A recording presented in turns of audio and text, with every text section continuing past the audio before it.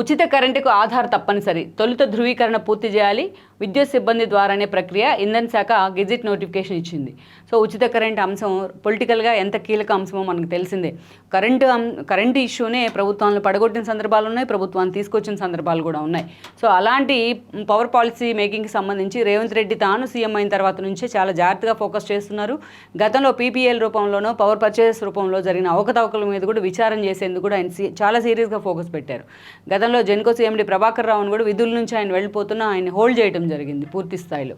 So ఇక్కడ మనం చూసినట్లయితే దానిలో భాగంగానే ఇరిగేషన్ శాఖతో పాటు పవర్ సంబంధించి కూడా చాలా సీరియస్గా రేవంత్ రెడ్డి సర్కార్ ఫోకస్ పెట్టిందనే విషయం ఇక్కడ అర్థమవుతోంది.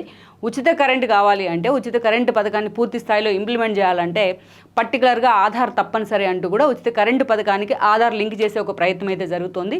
ఎక్కడ ఎలాంటి నెగోషియేషన్ కానీ ఎలాంటి అవకతవకలకు కానీ తావు లేకుండా.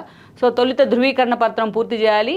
విద్యుత్ సిబ్బంది ద్వారానే ఆ ప్రక్రియ జరగాలి. ఉచిత విద్యుత్ అంటే లోకల్గా ఎవరికి వాళ్ళు పక్క నుంచి లాక్కోవడం కాదు. సో ఇది కేవలం పూర్తి స్థాయిలో విద్యుత్ శాఖ సిబ్బంది మాత్రమే దాన్ని ఇక నుంచి నిర్వర్తిస్తారు. అదేవిధంగా ఒకవేళ మనకు ఉచిత విద్యుత్ కావాలంటే ఒక ధృవీకరణ పత్రం, ఒక అప్లికేషన్ ఫామ్ అయితే ఫిల్ చేయాలి. అప్లై చేసుకున్న తర్వాత మాత్రమే ఈ ఏదైతే ఫ్రీ కరెంట్ అనేది పూర్తి స్థాయిలో ఆ పథకం వర్తిస్తుంది అనే అంశాన్ని నిన్న ఒక గెజిట్ నోటిఫికేషన్ అయితే ఇచ్చింది.